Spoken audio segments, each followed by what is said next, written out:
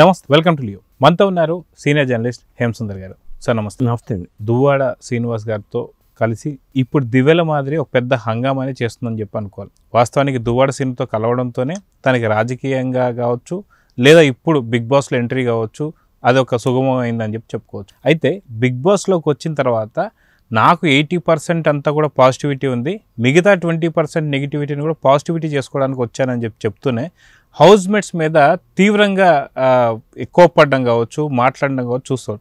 వాస్తవానికి అయితే wild card ఎంట్రీగా వచ్చిన వాళ్ళు ఎవరైతే ఉంటారో కొంత సానుకూలంగా సౌమ్యంగా ఉండాల్సింది పోనిచ్చి ఇలా రివర్స్ అవ్వడాన్ని ఎలా చూడాలంటారు? అంటే వైల్డ్ కార్డ్ ఎంట్రీ కాబట్టి మనం వైల్డ్గా ఉండాలని నిర్ణయించుకున్నట్టుగా ఉంది. ఇప్పుడు మాదిరి వ్యవహార శైలి చూస్తుంటే అసలు దువ్వాడ సీను ఈవిడితో ఎలా వేగుతున్నాడు ఇంట్లో అనేలా కనిపిస్తుంది. చాలా ఫైర్ బ్రాండ్ లాగా చెలరేగిపోతుంది ఇక్కడ. ఇప్పుడు దాకా అసలు బిగ్ బాస్ 9 అంటే చప్పగా ఉందనుకున్న వాళ్ళకి కాస్త మసాలా బాగా యాడ్ అయిందని అనుకోవాల్సి వస్తుంది. ఎందుకంటే వైల్డ్ కార్డ్ ఎంట్రీ ద్వారా వచ్చిన రమ్య అలాగే బిహేవ్ చేస్తుంది, మాధురి కూడా అలాగే బిహేవ్ చేస్తుంది. అంటే హౌస్ మేట్స్ని డామినేట్ చేయాలని చేసే ప్రయత్నాల్లో భాగంగానే రచ్చరచ్చ చేయడం మొదలైంది.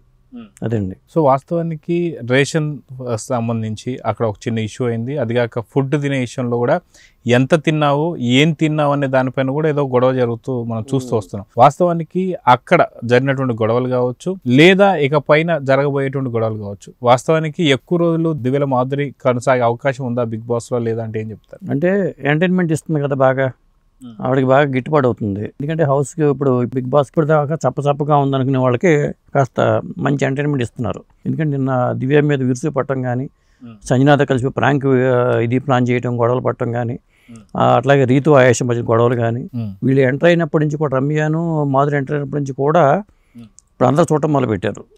అటెన్షన్ మొదలైంది. ఏదో బిగ్ బాస్ 9లో మొత్తానికి ఏదో జరగబోతుంది అనేది క్రియేట్ చేశారు. అక్కడ సక్సెస్ అయ్యారు. కానీ ఒక విధంగా చెప్పాలంటే ఆ 20% నెగిటివిటీ ఉందన్న మాటలు చూసుకుంటే ఇప్పుడు రివర్స్ అయ్యేటి ఉంది. ఇప్పుడు 80% నెగిటివిటీ తెచ్చుకుంటుంది ఆవిడ, ఆ 20% పాజిటివిటీ కనపడుతుంది. ఈ బయట కూడా ఇంతేనా? ఒకవేళ దువ్వాడ శ్రీనివాస్ కూడా ఈవిడ కంట్రోల్కి వెళ్ళిపోయాడా, కేవలం ఆవిడ ఏం చెప్తే అది చేస్తున్నాడు ఆయన, ఇలా అనుకునేలాగానే మొత్తానికి ఆవిడైతే కొంతమంది అనుకుంటాం కదా, అమ్మో గయ్యాళి భార్య ఇలా అనుకుంటూ ఉంటాం కాబట్టి, ఈవిడలో చాలా గయ్యాళితనం ఉందనుకుంటాం కాబట్టి ఆ తరహాలో ప్రొజెక్ట్ అవుతుంది ఆవిడ. అయితే వాస్తవానికి దువ్వాడ శ్రీను గతంలో బిగ్ బాస్కి వెళ్లే ముందు మాట్లాడుతూ తను పొలిటికల్గాను అదేవిధంగా మిగతా అన్ని రంగాల్లో కూడా రాణించాలి అని చెప్పేసి అంటున్నారు. వాస్తవానికి పొలిటికల్గా వెళ్ళాలంటే చాలా సానుకూలంగా, చాలా చాకచక్యంగా అన్ని రకాలుగా వ్యవహరించాలి. కానీ ఇలా విరుచుకుపడడం అనేది ఎలా చూడాలి? ఎవరు మాట్లాడినా సరే నువ్వేంటి నాకు చెప్పేది, నువ్వేంటి అన్నట్టు గెట్అవుట్, బయటికి వెళ్ళిపో అంటూ గొడవలు పట్టడం నిన్నైతే అది చాలా వైరల్ అవుతుంది. చాలామంది కట్ చేసి సోషల్ మీడియాలో పెట్టడం వల్ల దీనికి తగ్గట్టుగా మళ్ళీ వేరే సన్నివేశాలు యాడ్ చేసుకుంటాం. బ్రహ్మానంద సన్నివేశాలు లేకపోతే జయప్రకాష్ రెడ్డిది సంబంధించిన పెట్టి చక్కగా వాళ్ళు పండుగ చేసుకుంటున్నారు. లోపల గొడవేమో కానీ సోషల్ మీడియాలో ఇలాంటి మీమ్స్ చేసే వాళ్ళకి మాత్రం ఇది చాలా పండుగ చేసుకోవడానికి వీలుగా కంటెంట్ అయితే మంచి కంటెంట్ దొరుకుతుంది. అయితే అదిగా మనం చూసుకుంటే బిగ్ బాస్ సీజన్ 9లో ఇప్పటిదాకా ఒక లెక్క, ఇకపైన ఒక లెక్క అన్నట్టుగా మాధురి కావచ్చు, రమ్య కావచ్చు రావడం చూసాం. అదే కాకుండా ఇప్పుడు ఓన్లీ మహిళల గురించే మనం మాట్లాడుతున్నాం, కానీ ఎక్కడ పురుషుల గురించి మనం మాట్లాడడం. అటు ఇమాన్యుల్ కావచ్చు, లేదా మహేష్ కావచ్చు, ఇలాంటి వాళ్ళు ఎంతమంది ఉన్నా సరే వాళ్ళ గురించి పెద్దగా మాట్లాడుకునేంత స్టఫ్ దొరుకుతా. ఎప్పుడో ఒకసారి సుమన్ శెట్టి గురించి మాట్లాడుకోవడం తప్ప ఇప్పుడు ఓన్లీ మహిళలే చాలా పెద్ద వైరల్గా మారారు. వైల్డ్ కార్డ్ ఎంట్రీ తర్వాత ఇంకొద్ది ఎక్కువైందని చెప్పుకోవాలి. సో దాని గురించి మీరేం చెప్తారు మహిళల గురించి? ఇప్పుడు మహిళల డామినేషన్ బయట అలాగే డామినేషన్ ఉంది. హౌస్లో కూడా అలాగే ఉంటేనే బెటర్ అనుకున్నారో తెలియదు, కానీ మొత్తానికి పురుషులందరూ కూడా చాలా కామ్ గోయింగ్ లాగా కనిపిస్తున్నారు. వాళ్ళ ఎవరో కూడా డామినేట్ చేసే పర్సనాలిటీ లేవు. అందరూ ఎవరికాళ్ళు నోరు మూసుకుని వాళ్ళ పని వాళ్ళు చూసుకోవడం తప్పితే గొడవలు పట్టాల. ఇప్పుడు 2 కొప్పులు ఒక చోట ఎమ్మడు అంటూ ఉంటారు, ఇక్కడ కొప్పులు ఎక్కువైపోయినాయి లోపల. అందువల్లే రచ్చ కారణం ఏంటంటే వాళ్ళు కూడా దాంట్లో తోలేసేసి మీరు గొడవ పడినట్టుగా ఉంది. వీళ్ళని డామినేట్ చేయడం కోసం రమ్య తనదైన తడాక చూపిస్తుంది. అక్కడ కూడా ఆవిడ ఫైర్ బ్రాండ్గానే హౌస్లోకి వెళ్ళింది. పచ్చళ్ళ రమ్య కూడా అప్పుడు ఫుడ్ ఆర్డర్కి ఇచ్చిన వ్యక్తిని బయటికి బూతులు తిట్టిన వ్యక్తి లోపలికి వచ్చింది రమ్య. కాబట్టి ఆవిడే ఫైర్ బ్రాండే. అక్కడ మెనూ దగ్గర, ఫుడ్ దగ్గర మొత్తానికి అక్కడ గొడవలు మొదలైనవి. లోపల కూడా పచ్చళ్ళ వ్యవహారం మొదలైంది.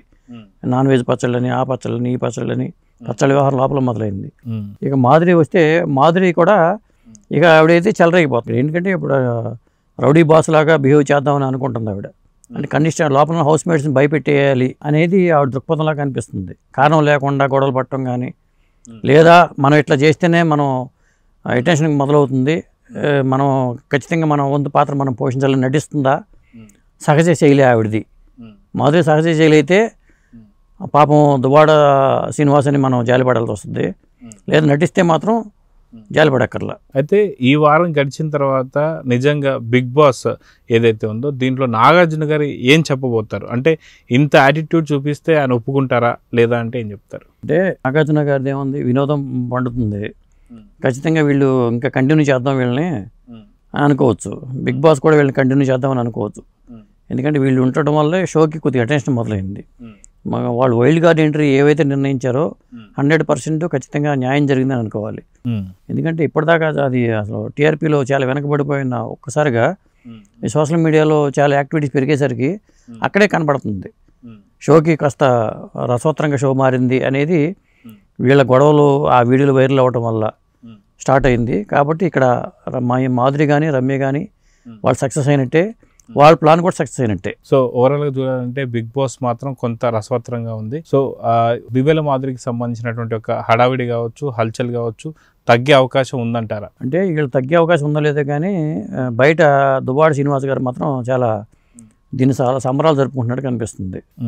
సంబరాల రాంబాబు అనే ఏదో సినిమా వచ్చింది కదా, ఆ తరహాలోనే ఇక్కడ మాధురి గారు బిగ్ బాస్ హౌస్లోకి వెళ్ళటాన్ని ఆయన ఏదో పెద్ద విజయం సాధించేసినట్టుగాను, తన వ్యాపారాలకు కూడా చాలా పబ్లిసిటీ వస్తున్నట్టుగాను, ఈ తరహాలో ఆయన ఎక్కడికి వెళ్ళినా కానీ మాట్లాడే మాటలు కానీ చూస్తుంటే భార్య సక్సెస్ని చూసి మురిసిపోతున్నట్టుగానే మనకి అనిపిస్తుంది. అంటే అలా హ్యాపీగా ఉన్నాడని చెప్పి అనుకోవాలా, లేదా లోపల ఉన్న బాధను దాచుకుని బయటికి అలా కనిపిస్తున్నారు తెలియదు కానీ, ఎందుకంటే లోపల ఉన్న మాధురిని మనం చూస్తున్నాం కాబట్టి ఇదే దువ్వాడ సీను రోజు కొంత దూరం ఉంటుందని చెప్పి ఎంజాయ్ చేస్తాను అనుకో. అంటే ఇలా లేకపోతే మళ్ళీ ఆయనకి పరిస్థితి వేరుగా ఉంటుంది కదా. నువ్వు నా గురించి ఏం మాట్లాడావు వీడియోలు అని చెప్పి తీసింది అనుకోండి, అప్పుడు ఆయన పరిస్థితి ఏంటి పాపం అనిపిస్తుంది. ఇక్కడ చూస్తుంటే ఈవిడ ఫైర్ బ్రాండ్గా చూస్తుంటే పాపం దువ్వాడ శ్రీనివాస్ అనుకునే వాళ్ళు కూడా ఉంటున్నారు. కాబట్టి లోపల ఏం జరుగుతుంది అనేది ఒక విధంగా చెప్పాలంటే అక్కడ గొడవ పడిపోయి ఇదంతా జరిగిన తర్వాత మేము హ్యాపీగా ఉంటున్నాం అని చెప్పుకోవాలనే తాపత్రయంలో ఉంటారు.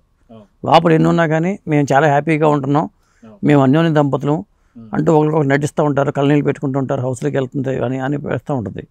జనరల్గా ఇక్కడ ఆవిడ చూస్తుంటేనేమో వ్యవహార శైలి చూస్తుంటేనేమో పాపం దువ్వాడ శ్రీనివాస్ అనుకునేలాగా అనిపిస్తుంది.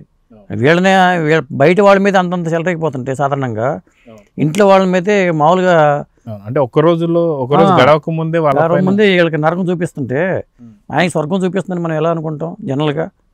కాబట్టి ఆవిడ నటిస్తుందని అనుకోవాలి, లేకపోతే అసలు ఒరిజినల్గా జీవించుతుందేమో అనుకోవాల్సి వస్తుంది. సో చూద్దాం సార్, మొత్తానికి దువ్వాడ పరిస్థితి ఏంటి, ఇదంతా కూడా నిజమైనటువంటి ఒక ప్రమోషనా లేదంటే మటుకు యాక్టింగ్ అనేది చూడాలి మరి. నమస్తే.